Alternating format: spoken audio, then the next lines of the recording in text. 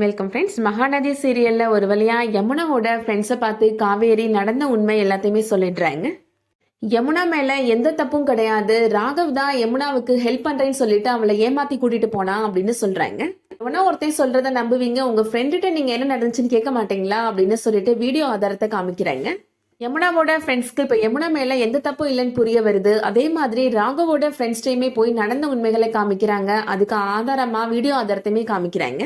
யமுனா மேல எந்த தப்பும் கிடையாது, ராகவ் மேலதான் தப்புன்றதை இப்ப காலேஜ்ல இருக்கிற எல்லா ஸ்டூடெண்ட்ஸுமே புரிஞ்சுக்கிறாங்க. அடுத்ததா இப்போ காவேரி பிரின்சிபலை பார்த்து பேசுறதுக்காக போறாங்க.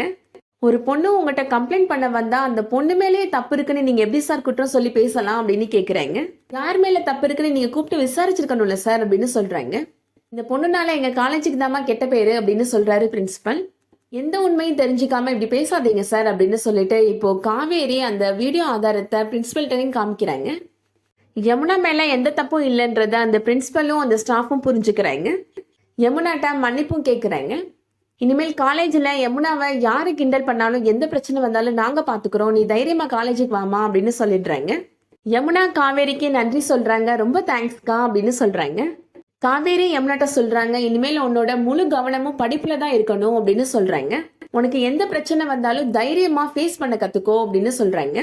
உனக்கு சப்போர்ட்டிவா நாங்க எல்லாரும் உன் கூடவே இருப்போம் அப்படின்னு காவேரி சொல்றாங்க. இதை கேட்ட யமுனா ரொம்ப சந்தோஷப்படுறாங்க.